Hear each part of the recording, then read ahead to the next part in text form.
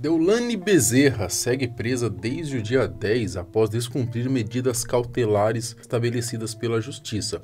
A prisão domiciliar, da qual ela tinha conseguido o benefício, foi revogada um dia após ela obter o habeas corpus e ser liberada da colônia penal feminina de Recife, onde ela estava detida. De acordo com as regras estabelecidas pelo Tribunal de Justiça de Pernambuco, ela não poderia se pronunciar publicamente, por meio de redes sociais, enfim. Porém, ela descumpriu isso logo após sair da cadeia, né? Ela foi falar com a imprensa que era uma prisão criminosa, fazendo pouco caso da justiça pernambucana.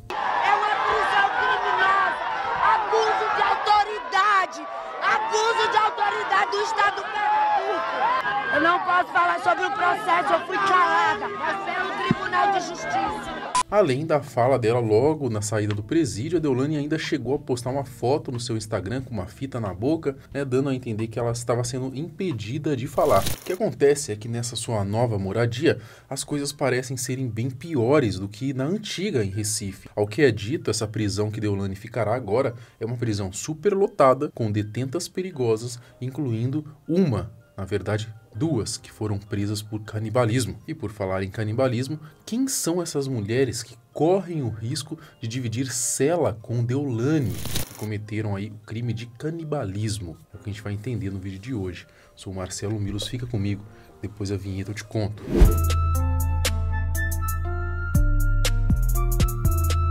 Os canibais de Garanhuns. Isabel Cristina Torreão Pires e Bruna Cristina Oliveira da Silva fazem parte do trio que chocou o país em 2012, junto a Jorge Beltrão Negromonte da Silveira. Elas foram presas após confessarem os assassinatos de mulheres da região. Após ser presa, a Isabel confessou o canibalismo e que fazia salgados com os restos mortais das vítimas. Além disso, afirmou que os salgados eram comercializados no município. Para falarmos das duas novas companheiras de Deolane, a gente tem que conhecer esse que foi o cabeça por trás do caso. Jorge Beltrão, esse senhor que hoje está com seus 63 anos e preso na penitenciária Barreto Campeló em Itamaracá. O sonho de Jorge era ser ator. Ele chegou a gravar diversos curta-metragens caseiros mesmo, junto com a sua mulher Isabel. O mais engraçado ainda, para não dizer triste, né, é que nesses curta-metragens que ele filmava, ele já interpretava alguém esquizofrênico, alguém que cultuava seitas ali, né, alguém que praticava o canibalismo, coisa que ele viria a ser na vida real logo depois, né? Bom, o pai dele era militar e a mãe dona de casa. O Jorge teve uma infância rigorosa, cursou educação física e lá ele conheceu quem viria a ser o amor de sua vida, né? A Isabel, que na época tinha 25 anos. Isabel eu conheci, foi nos anos 80 e eu conheci ela numa igreja. A Isabel inclusive cantava, né? Tem vídeo dela em programa de calouro. Começou na amizade, depois a gente passou a namorar. Em pouco tempo eles se casaram por ordem do sogro e assim viveram por cerca de 12 anos, até o relacionamento esfriar. O meu relacionamento com Isabel foi 12 anos como marido e mulher. Depois a gente olhou um para o outro e passamos a compreender que o amor que a gente sentia pelo outro não era um amor passional, mas sim um amor fraternal. Ela me tratava como criança. O Jorge ficou desempregado e quem tomava conta da casa era a Isabel, né? Ela era cozinheira e vendia salgados e outras guloseimas aí para conseguir dinheiro. Em 2006, o Jorge volta a trabalhar como professor de karatê numa escola e lá ele conhece a terceira personagem desse triângulo amoroso, a sua aluna, né? A Bruna Cristina Oliveira, na época com 16 anos aí, e futuramente se tornaria então amante e cúmplice nos assassinatos. Eu tinha 15 anos e ele tinha 41. Com esses contatos diários com ele, treinando, aí eu me apaixonei por ele. A ideia de Jorge era ficar com as duas. A Bruna acabou aceitando viver assim e foi embora com ele e os três passaram a viver na mesma casa. Não se sabe ao certo nem quando, mas a partir de um determinado momento dessa relação, Jorge começou a comandá-la como se fosse uma seita. Ele chamava de O Cartel. Em nome de suas crenças aí, do que o Jorge acreditava, e Isabel também, a Bruna parece que nem tanto, mas ela amava o Jorge, então seguia o que ele falava, né? Eles passaram a enxergar que teriam que se alimentar de carne humana para poder purificar essas vítimas que eles faziam. Né? Enfim, coisa de maluco, né? Vocês estão ligados. Quem se alimentou da carne pela primeira vez? Isabel, Jorge e eu. O que foi falado antes disso? Que tinha que matar, depois de matar tinha que comer, que estava escrito na Bíblia.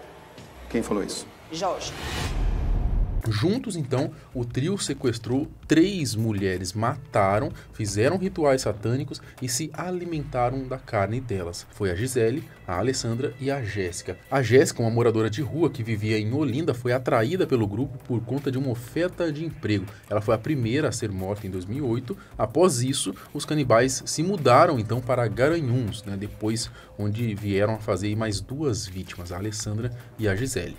Quando Jéssica estava sendo aliciada, conquistada, você já sabia que ela seria assassinada? Não. Mas ela estava sendo conquistada, aliciada. Foi. Isabel convenceu Jéssica a trabalhar como doméstica, com promessa de um bom salário. Jéssica ajudava o pai a recolher material reciclável na rua. É uma ferida que não sara nunca, né? Essa ferida não sara mais nunca na minha vida. A Jéssica tinha uma filha e o sonho de Isabel era ter uma filha. Então é dito aí que a Isabel que tinha ordenado a morte de Jéssica, muito provavelmente para poder ficar com a menina. Eu me encantei pela menina, que eu queria ter uma filha. O som que ele teve com ela, eu entrei no quarto, fiquei com a menina. E nisso ele apertando o pescoço de Jéssica. Depois ele pediu a Bruna para pegar a faca. A Bruna foi pegar a faca. Já ajeitado já. Depois de matá-la, Jorge esquartejou Jéssica, segundo ele, então, para purificá-la. Porque são os 4 elementos e o 5º elemento. O 4º elemento, água e terra, que são as pernas, ar e fogo, que são os braços, e o 5º elemento é a cabeça, que é Deus. É um sistema de purificação que as vozes falam para mim. Após isso, algumas partes aí que sobravam, né, eles utilizavam para comer, né, que ainda segundo Jorge também fazia parte dessa purificação. Era um sistema de purificação, purificar, para não deixar aquela carne apodrecer, aquela carne ficar imprópria para o consumo. E os restos mortais eles escondiam ali, enterravam no quintal da casa mesmo. A filha de Jéssica tinha 2 anos na época, né? E ela é levada por eles ali depois para Garanhuns e registrada como se fosse filha de Jorge. Inclusive essa menininha aí que deve ter passado ali um terror, porque ela chegou a presenciar esses assassinatos, né? E ela também chegou a se alimentar mais tarde aí de carne humana. Foi botando na grelha e pronto. Foi assando E comendo. Aí comia assim como? Assim, junto com verdura, com feijão, arroz. Como era? Só com arroz. Com arroz. Foi dado essa carne para a criança Vitória Tainá comer. Foi. A carne que sobrava, a Isabel usava ali como recheio, então, dos seus salgados. Isabel já tinha falado sobre a carne humana ser usada em salgadinhos. Você vendia lanche e os lanches eram empada. E você pegou a carne da menina e botou como recheio da empada, não foi não? Eu cheguei a usar a carne sim dela. Fiz. E vendeu. Vendi. E por que não assume? Aí Isabel pegou e falou assim: pra que comprar frango, carne? Gente, tem carne. Carne de boi, eu gosto de carne de gente. Não vou nem sentir a diferença.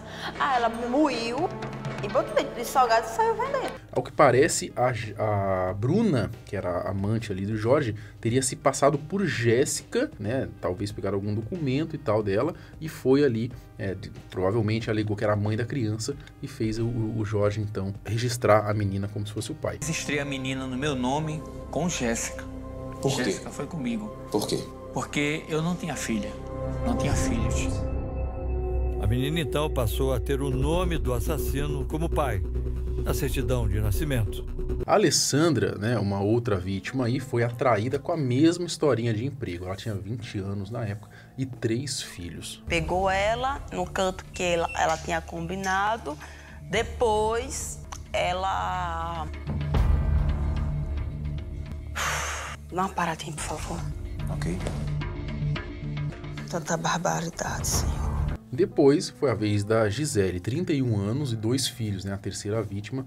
Jorge conheceu ela numa clínica que ele frequentava para tratar a sua esquizofrenia. Gisele estava numa clínica falando sobre, dando testemunho, tudo isso, né?